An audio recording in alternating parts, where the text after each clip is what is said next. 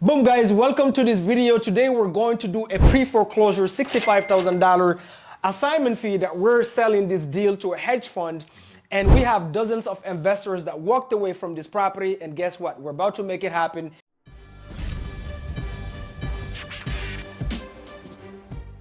Here in Georgia, guys, we specialize in pre-foreclosures acquisitions. So we help a lot of homeowners avoid foreclosures. We do door knocking, text them, we cold call them. And this lead actually was from a cold call, right? From one of the team members. One of the team members brought this deal to me. Whenever I speak with this guy, Right. This guy wanted a straight upfront cash offer. Cash offer. Yeah. Yep. And that's the reason why we have like dozens of investors. Some of them we know them, some of them we don't know them, but they walked away. So they went, talked to the seller, walked away from the deal because it said a cash offer could not work on the deal.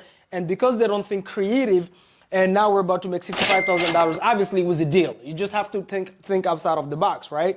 So they walked away because typically, guys, when investors make a cash offer, they're basically looking to make a cash offer at a heavy discount and then sell it. If they're looking to wholesale it, sell it to a fix and flipper who's gonna renovate the house and put it back on the market. Absolutely. Now here, the issue with that, you guys are gonna see, the first thing is we're gonna start with why was this seller in pre-foreclosure in the first place, right? Guys, we have a whole playlist on both our channels speaking exactly what the foreclosure process looked like. How do you door knock? Today we were on the field. We did a lot of content, show you how you have this conversation at the door, and then we show you the follow-ups. You can see we have a whole playlist talking to actually the seller, so make sure you check that out, okay? But why was this seller in pre-foreclosure in the first place? Why was he about to lose his home? This seller actually took a COVID forbearance. I think he didn't pay for 2 years. Got it. So we have the COVID forbearance, guys, and we're gonna break down what that means, okay? The F stands for forbearance. What does that mean, COVID forbearance? So it was a program that the government offered, well, the lenders offer these homeowners to pause the payment until I guess the COVID period was over. I'm not sure, but yeah, this was very popular when the COVID was at its height, right? So every bank was offering you. So I think it's the government that imposed it on the lenders. The homeowners had the choice to not pay the mortgage because of COVID. But it was just a band-aid. It was just a temporary band-aid, and homeowners started abusing it. Some had genuine issues, but some were just abusing it. But the idea was this. If you have monthly payments, let's say your monthly payment is $2,500 on your mortgage, right? You can decide, hey, I'm not gonna pay it. I'm gonna ask for a COVID forbearance, which is a pause. It just pauses your payments. And then depending the lender that you're dealing with, they're gonna pause it for X amount of time, but there is a time on it. They give you, some give you 12 months, some give you 24 months, some give you 6 months, doesn't matter. It seems like this one went for how long? 2 years. 2 years. So he had 2 years of non-payments that he don't have to make. But what homeowners fail to realize is that after the time period is over, it's all due. It's all due. All the amounts you haven't paid for the 12 months, 24 months, 2 years, doesn't matter. Now it's due in one lump sum. Absolutely. And the seller is like, oops, I don't have the money. And this cannot be modified, by the way, because you tried to modify this loan. Right. So that means, guys, if it's a COVID forbearance, you cannot go to the bank. So another video that both me and Andrew have on our channels is the options that we give to the sellers. So make sure you check that out. So when we talk to these homeowners, typically you're giving them the options as an investor. You're giving them the options that the lenders don't necessarily give them to either postpone the auction, pause it, get rid of it. How can they keep their home or sell it if that's a right fit for them? So make sure you check that out as well. That's what he means by, if it's a COVID forbearance, none of those 12 options apply. So you cannot do a loan modification. What else is there? Reinstating it. You can pay it off, that you can. But loan modification, partial claims, there's a lot of other options. Check out the playlist, but they couldn't do that. The only option here is to pay it off. Absolutely. Right? Now, the issue with this property is that, what is the value of the property? The ARV is 725. 725. Guys, 725K ARV. ARV stands for after repair value. That means if a property is beat up, and then you fix it up, and then you list it on the market, you can sell it for 725. That's what ARV is. That's after it's fixed up, okay? The issue with this guy is he owes how much total on his mortgage? 600,000. 600, guys. This seller owes $600,000 on his mortgage. That includes the 185? Yep. That includes the 185. And the house needs about 50 grand worth of work? In horrible condition. Horrible condition. So think about this, guys. That means $600,000 overall. And you have to put in, guys, $150,000 to renovate the house. This is just to renovate it. Okay, so 600 plus 150, that's 750. Guess what didn't we take into consideration yet when you sell in a flip? Like all we just sold ours in Canyers. All the fees. Plus fees. Okay, guys, what are the fees? You have the agents, commissions. What else? You have the closing costs. Okay, on average in the United States, it costs about 8% to sell a home. And who pays it? The homeowner that is selling the property. So everybody, every investor here, we're gonna put these little investors here that are not creative, we're gonna put them here, knuckleheads, and we're gonna give them big eyes, guys, boom, boom, okay? So they went to the seller and they're like, you know, the seller, what did the seller tell you on the phone about the property? The property just need a little bit of carpeting, a little bit of paint. It's nothing much. That's wrong with the property. Which is it a usual with sellers when we're talking to these homeowners? Every homeowner will tell you the same thing. Literally today we sent a GC to a property where this lady is also in foreclosure. We asked her if the property needs work. She's like, oh, maybe $2,500 to $10,000 max. The general contractor walk into the property, guys, the property needs $90,000 to $100,000 worth of work. So every homeowner will tell you it doesn't need a lot of work, just carpet and paint, which is fine. Remember, they're not the professional, you're the professional. So we found out, so every investor here walked in, called this homeowner, hey, are you interested in a cash offer? The homeowner said yes, okay, come see the property, boom. They walk into the property and they realize, man, this thing needs at least $150,000. So if he owes $600,000 and he needs $150,000, that's $750,000. That means if you were to renovate this property before you even pay your fees, you're like $100,000 over what the property is worth, right? But that's before paying your closing costs. So obviously that's the reason why a cash offer don't work. And if you only have cash as a tool in your tool belt, what do you do with this one? If you only have cash inside of your tool belt, you're going to lose this deal all day. Right. So what did our team do different on this deal to make it happen? Okay, so Mamadou, what our team went ahead and did was just to initiate the short sale process. We went to the lender and let the lender know that, hey, this house that valued at $600,000 it just does not work. $600,000 does not work. It is really underwater, and we just asked for a little bit of reduction. So we initiate a short sale process, which we did get some discount on it. To be honest with you. But this is where it starts first, right, guys? Before we even get to the short sale, this is where it starts. Just so you guys know, when you're talking to these homeowners, first touch, cold call. You talk to them, you find out a cash offer don't work. Okay. Guys, this line right here, this is all what the team have done. Is what? Follow-ups. Follow-ups. All the way, this is all follow-ups. So we went in, we found out a cash offer don't work, and then we said, okay, Mr. Seller, let's move on to the next solution. We're not like everybody else. We don't just have one tool in our tool belt. We're more like ninjas, okay? So we're gonna pull out, so the knife doesn't work, let's pull out maybe the nunchakus, all right? So boom. That one doesn't work to solve your problem. Remember, guys, at the end of the day, if you market into these pre-foreclosure sellers, they genuinely need help. That's just reality. They genuinely need help. Like this seller, he need help relocating to a rental, right? He wants us to help him find a rental. We're in process right now, assisting him to move to our next. Right. He doesn't have the money.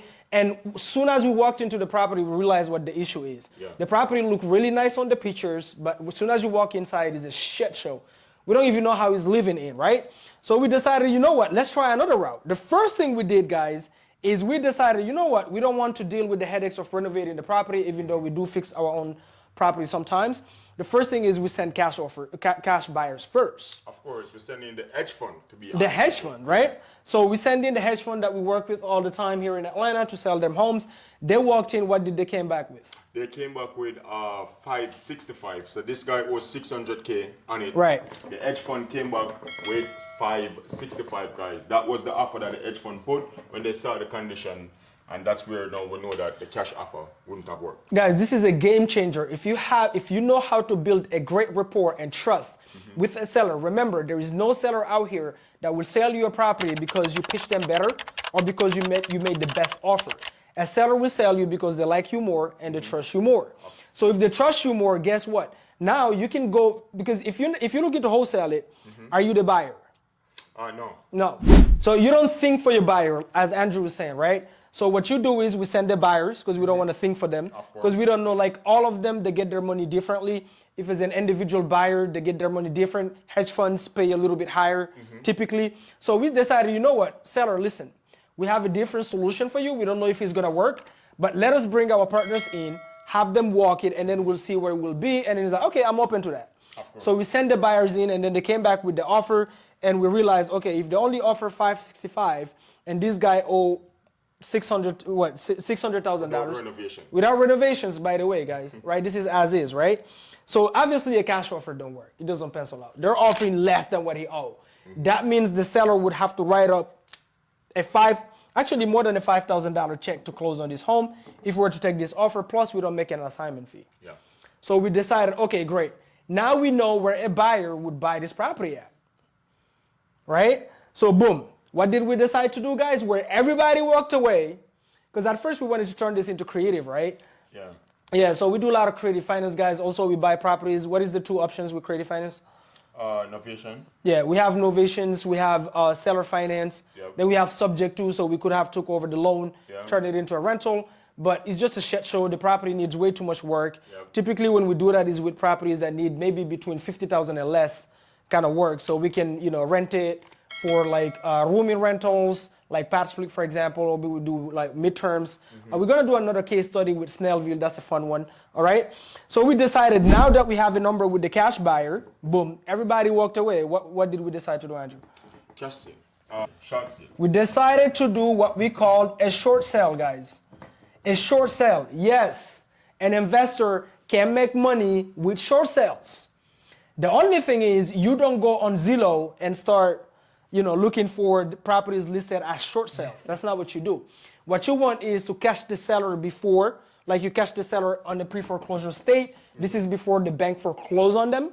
So you get in touch with them and then you initiate the short sale with the bank. So the negotiations with the short sale happen with the bank.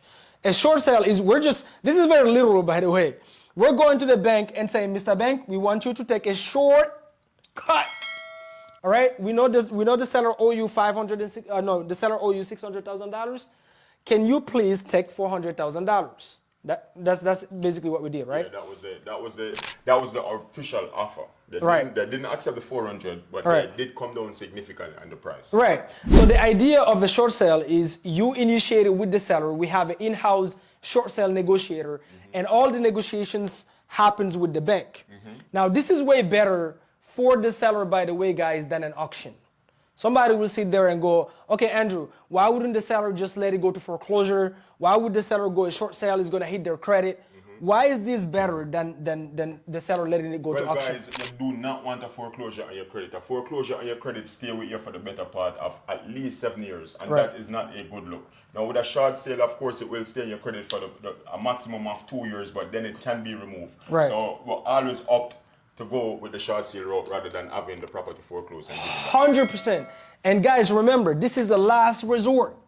Last resort. When you're talking to a homeowner, you explore option A, B, C, D, E. That's how we operate. So option A, cash, doesn't work. Okay, let's kill that. Option B, let's send the cash off a hedge fund, see if they're gonna pay higher than a traditional buyer. Okay, that doesn't work.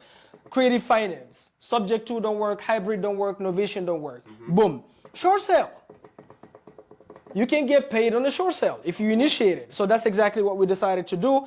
The first offer we made to the bank was it was something ridiculous. It was $350 or so. $350 is what it was. Yeah, so we made $350 offer. The bank came back and said, hell no. They sent out an appraiser. Yeah, so the short sale process, guys, when you negotiate with the bank, I'm gonna let you explain how that goes. How does it go? Typically what happened is that what we did, we get the GC write up a scope of work. Yep. A scope of work. We sent in the scope of work along with the short sale document to just propose an offer to the lender. Now the lender came back, before the lender came back, they sent out their own appraiser and came back a little bit higher than what we offer. Which that is fine because we know that would have happened anyway. But they did come down a significant amount, which is $100,000 different from the 600.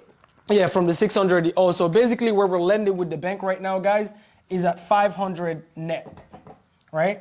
So we're lending with the bank at 500 net. That's the least they would take. And the hedge fund already told us, they already signed to buy this property for $565,000. So how much are we making? The difference here on our assignment fee, guys, is $65,000 on a deal that every single investor that called this homeowner were too focused on their profits instead of a solution for the seller. Not only that, we're making $65,000, but guess what, guys? We're gonna help the seller relocate. We've helped sellers, like last time I just posted the video where we were with the U-Haul helping Mrs. What was her name? Miss Young. Miss Young move, right? So we truly care about helping the sellers because they genuinely need help. They typically need help with relocation. They need help sometimes, like just talking, like, okay, you know, how to get back on their feet, find a new job. Credit, right? We have in-house credit repair, so we funnel them there. Hey, go here, somebody can help you fix your credit after we're done with this, right? And this is a way better option. And by the way, with a short sale, the seller cannot be legally paid, right? So, but we still get the seller paid because we can, it is not illegal, guys. Here's the reason why. So on a short sale, the bank is saying, you know what? You're technically, the seller is coming to us and saying, let's say the bank here is Wells Fargo. Who cares, okay? Wells Fargo.